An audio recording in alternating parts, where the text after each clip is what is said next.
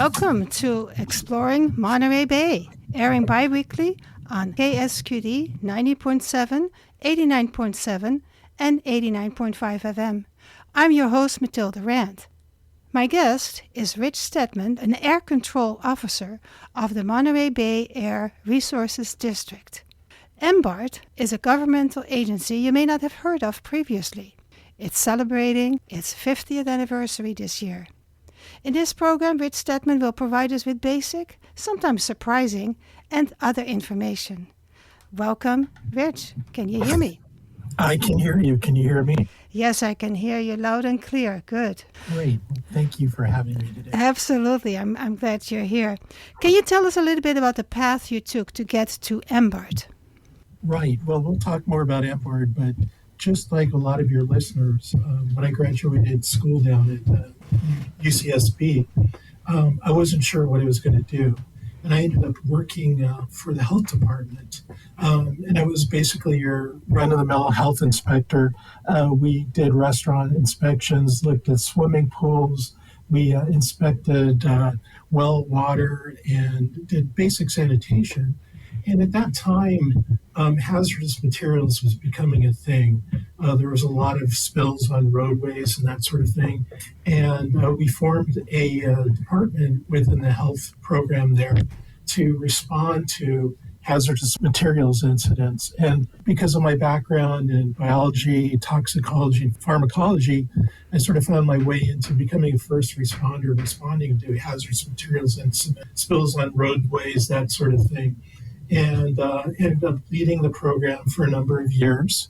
And then I went to work for private industry, a consulting firm in San Francisco.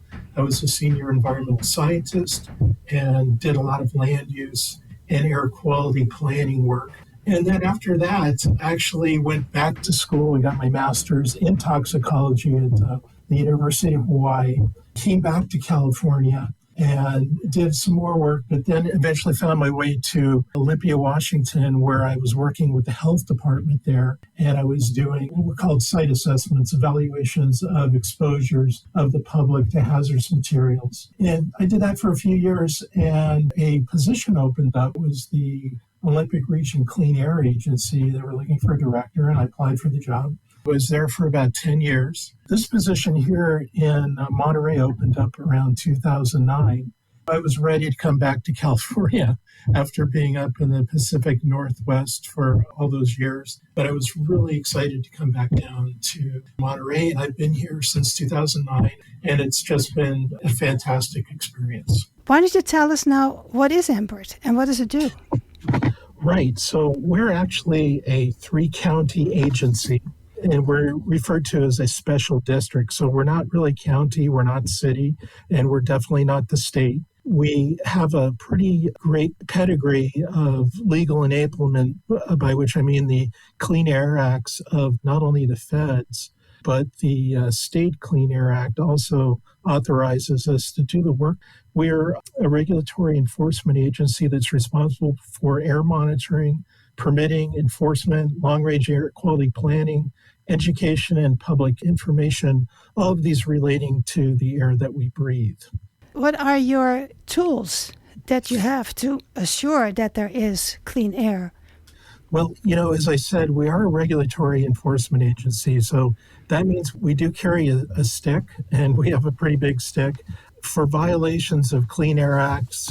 And for our rules and regulations, our local rules and regulations, we can get upwards of $10,000 per day per violation. We usually don't go that route unless we have somebody who's really recalcitrant or violating the law egregiously. Typically, we take an educational approach, and we try to work with folks to inform them of what the laws and regulations are. Just try to get assurances that they won't break them again. The other tool in our toolkit is incentives. In addition to how we manage the air using regulatory enforcement, we also manage the air by providing funds to the public and to businesses and other governmental entities, necessary funds to clean up, for instance, their fleets of vehicles. We have a program for wood stoves where we help people change out wood stoves at their residences. We build infrastructure for electric vehicles. We also provide incentives to the public to purchase or lease electric vehicles. And we're involved in retrofitting and cleaning up tractors, farm equipment, just about any type of combustion device, mobile or stationary, that emits air pollution. We're involved in trying to clean that up to be either zero emissions or cleaner emissions. So I looked at your mission. I don't think you mentioned it yet, but I read here that the mission of the MBARD, Monterey Bay Air Resources District, is to protect public and environmental health while balancing economic and air quality considerations. And I heard in your description of how you use your tools that you try to strike that balance. And why is that? Well, that's a really great question. And it sounds sort of bureaucratic and we're really sort of splitting the baby there, but we could just say that there are no cars allowed in our jurisdiction or no businesses allowed because they emit air pollution. What we do is we make sure that business can operate in a manner that is competitive among the state and with other entities across the nation in a manner that does not pose public health impacts on the population or adverse environmental impacts. So we're here not to stop industry from working, but actually to assist with making sure if they do produce air emissions, that it's done in a manner that is not going to create public health consequences down the road. This is really important. So a lot of times we might have a technology that's very expensive to apply and it may get emissions down really low, but we'll look at what's reasonable. And I think that's what the word we use a lot, what's reasonable in approaching regulation, not what's the most stringent. I understand that you control, you regulate outside air quality because you're not dealing with inside air quality. Is that correct?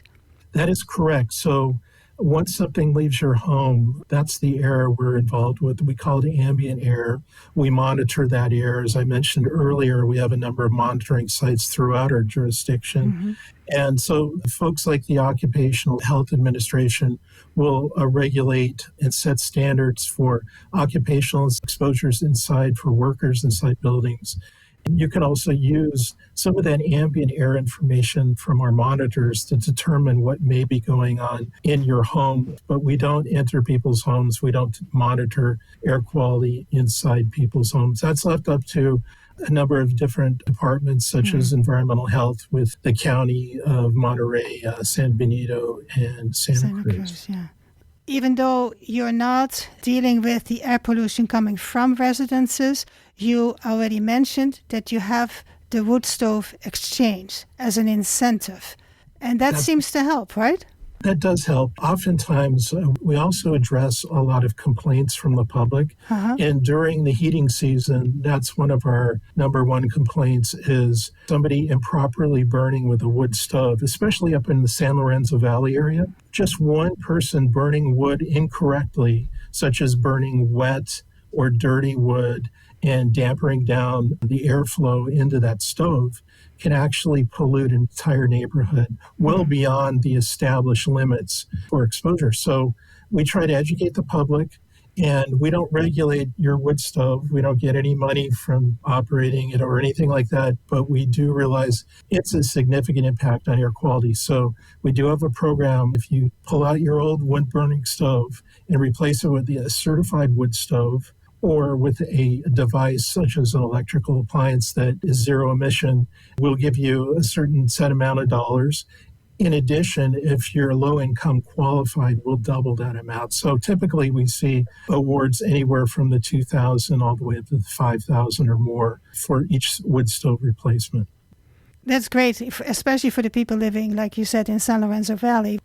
Right. San Lorenzo, because it is a valley, it acts as a bowl and helps to trap pollutants in that bowl so they can't escape, especially during winter inversions where it's very difficult for that hot air to rise and it just becomes a toxic soup.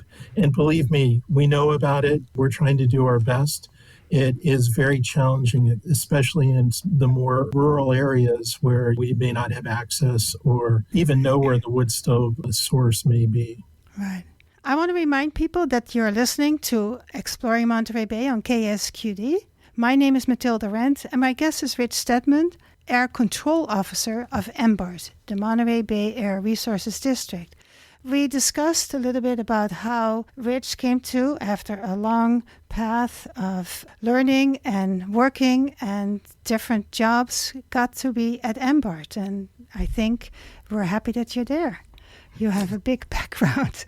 And then we talked about what MBARD is and what it does, and also what it doesn't do, and about what controls and tools they have to help regulate the air quality in our area. Tell me a little bit more about how you are educating the public about air quality.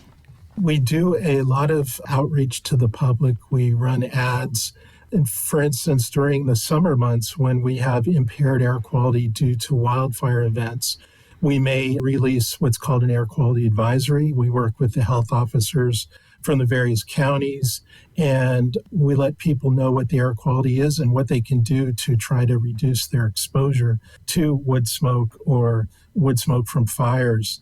We attend a lot of fairs and public events, Earth Day. We've been up in the Santa Cruz area many times for festivals and so forth, with a booth to distribute information about our incentive programs. And I'm conducting a radio interview today with you, and we try to get to the news media as much as possible. We release press announcements quite often.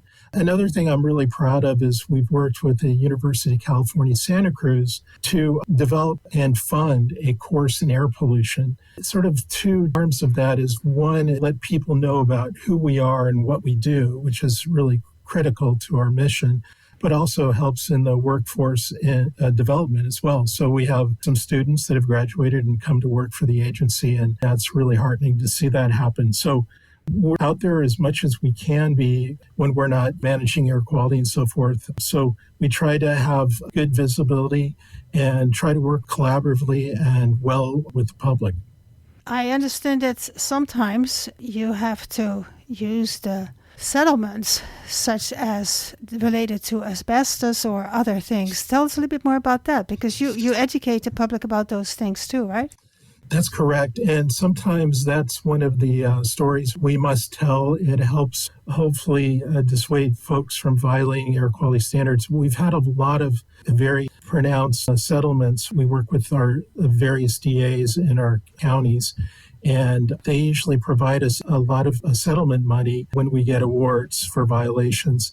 And we try to turn that back into our programs. And some of that money is actually pay for the cost of an instructor, for instance, at UCSC. And then we've purchased, for instance, monitoring devices that can help, for instance, detect asbestos at landfills, which is an ongoing concern. We're very concerned about remodeling and demolition activities related to buildings because of the potential for release.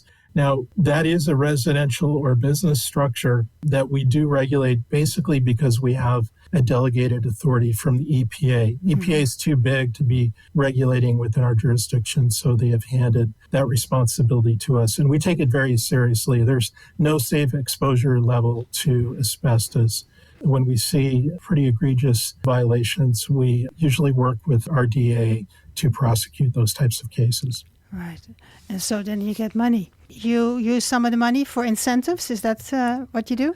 That's correct. Incentives, and it goes into a clean air fund that we can use for various projects, from incentives to education and the like. So we don't rely on that. For instance, we don't budget that amount, and we're not relying on that amount for our operations. We wouldn't want folks to get the impression that we find people to make up for budget shortfalls or something like that. So that's sort of off the books. But we do make sure that money goes to good and helps bring about some positive impacts on air quality. The money that you receive for incentives, it goes not only to wood stoves. You already mentioned something about electrical cars. Can you tell us a little bit more about your other incentives? We're really proud to say that we were one of the first air districts, local air agencies in the country, to actually provide incentives to folks to go out and purchase or lease electric vehicles. These folks are pioneers. We still have a long ways to go with greening the fleet in California. anything we can do to reduce emissions from motor vehicles is going to have a pronounced effect on air quality. And we estimate that about 70% of our air quality issue in this jurisdiction, that's the three counties, Santa Cruz, Monterey, and San Benito, is attributable to mobile sources, things such as vehicles. In addition, we see air pollution from the Bay Area as well as San Jose and San Joaquin that ends up in our jurisdiction. And I will say, too, based on the weather patterns, too, we actually inflict some damage on some of our communities to the south of us, San Luis Obispo and there. So the wind blows down there. We've got some issues with wind-blown dust in our South Monterey County area, primarily because of high winds and agricultural operations, which can cause a really significant amount of dust in the air. That typically, that topsoil ends up in San Luis Obispo. So even though we are in a discrete, what's called an air basin, which is the Central Coast Air Basin, which is defined by our three counties, and it's based on geography, mainly the mountains and the ocean, we do have leakage above us and below us. So we do have some challenges, and we can't regulate what's going on in San Francisco, for instance, but we do work with our partner agencies to make sure that we're trying to get the biggest bang for the buck. So regulating electric vehicles and providing charging stations for those vehicles, we realize that people need to have a way to charge those vehicles. So we've been involved now with the EV incentive program for about 6 or 7 years. So it's been very successful and a very popular program for this agency. You mentioned infrastructure, so charging stations, I assume? That's exactly right. In fact, we're really proud. Once again, one of the firsts in the nation, we installed, along with partnering with Caltrans, we installed 2 charging stations, one on each side of the freeway at Camp Roberts. And it was pretty big just to be able to partner with Caltrans, number one. But these are solar-powered DC fast charging stations. And so they have large solar array. And it's a nice stopgap for those people that are traveling from the Monterey region down to San Luis Obispo. There is now a place where you can pull over at a rest stop and charge your vehicle. We realize that there needs to be more of these, but in the meantime, this is really a great technology. We're putting it into play. It seems to be working really well. So we expect to have more of those. We've probably put in several $1 million worth of charging stations throughout our 3-county region.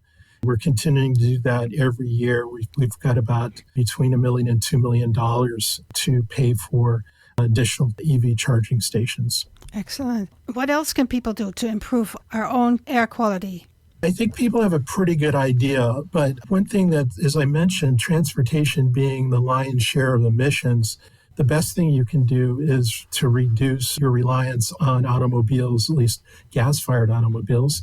Get an electric, lease an electric. We also provide for used electric vehicles an incentive. So those are really coming down in price. Or you can ride your bike, combine trips, be careful of what time you fuel your vehicle. Now, that's interesting that you mentioned that. How does that work? What time you fuel your vehicle? What's in play there? So typically, since there are a lot of vapor emissions from fueling activities, if you're doing it when the weather's cool and calm, such as in the early morning or in the evening hours, not only do you reduce the emissions associated, and we do have devices on board and at the pump to capture some of those emissions, but you actually get more fuel in your tank too, because under hotter conditions, the liquid expands, so you're not getting as much. It's a very minor amount, but here we're talking inches and we're trying to do everything we can. So that's really, really important. And I also wanted to mention, we also have a really great program for landscape equipment exchange. So if you have a gas-powered lawnmower, leaf blower, weed whacker, that sort of device, you can turn that into us and we see that it's recycled and destroyed. And then we'll provide funding up to 80% of the amount for you to purchase a new device that's battery-powered and zero emissions. And those devices are actually on the market now, and there's commercial grade as well as residential homeowner grade. And that's an ongoing program, and it's been very successful, and the public seems to be really sort of applying themselves to changing out. Not only is it good for the environment, it's also good for the operator because you're not exposed to a lot of those hazardous pollutants that are emitted during that operation. Now, you also do something with solar and battery backups via 3CCE. Can you?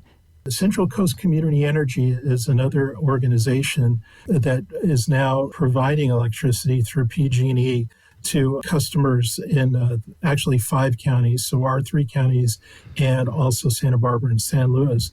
But they have monies for backup battery systems. And then there's also federal tax benefits if you work through PG&E, for instance, on getting battery backups as well as solar panels. So there's a lot out there, especially if you have an electric vehicle. It would really be great to have a solar charging facility at your house. You're not going to get probably enough to charge really quickly, but it can really reduce the amount of electricity used from the grid, and it's clean, renewable energy. And so we work with 3C. We've actually partnered with them on providing zero-emission school buses to our local school districts. And so these are zero emissions. They're all battery powered. It's been a great program, and the schools really like them too. And we're talking about diesel particulate exposure to school children, which is of prominent concern. So these things are really making a difference, and we're really excited about the future of clean energy within our jurisdiction. So you're doing a lot, but you may still have a main concern at this time. What would that be? I do. I have a pretty big concern, and that is climate change. It's not controversial. It's real. It's happening, and it's based on emissions. We do not regulate climate change pollutants. That's left up to the California Air Resources Board. So, for instance, we don't set standards for vehicles or anything like that. But we do, as I said earlier, offer incentives. We're building infrastructure. We're trying to reduce those types of devices, specifically combustion-related devices that are putting the harmful, what we call criteria, toxic pollutants in the air. However, there's also the added benefit that if you reduce the emissions from those devices, you're also going to reduce CO2 and greenhouse gas emissions. So even though we don't regulate CO2 per se, we do regulate the emissions, the associated emissions, and we get co-benefits of emission reductions. So this is something that's going to be affecting our next generation and so forth. So we all need to do our part to make sure that we can be aware of what's going on, what's going into the air, and do everything we can to minimize the air quality impacts from those types of devices. So listeners, if you want to contact Rich or MBARD, you can call 831-647-9411. For more information, MBARD, MBARD.org. I'm going to get you the last word for your 50th anniversary. Tell us a little bit about that. Okay, well, thank you. Yes, we're going to be celebrating our 50th anniversary this Wednesday at our office immediately after our board meeting. And that's from 3 to 5 at the address you provided in Ryan Ranch in Monterey. Come on by. We'll have a number of elected officials here. We'll have some appetizers and so forth, and we'll have an open house so you can see who we are and what we're doing. And I'll be happy to talk to anybody who would like to come on out for that event. And the address is at 24580 Silver Cloud Court in Monterey? That's correct. Good. Well, listeners, go meet Rich. I saw him on Zoom, and we are right now on CleanFeed, but I saw him on Zoom, and I think you'll be delighted to have a personal interaction with him. So thank you, Rich, for being on Exploring Monterey Bay. Thank you, Matilda.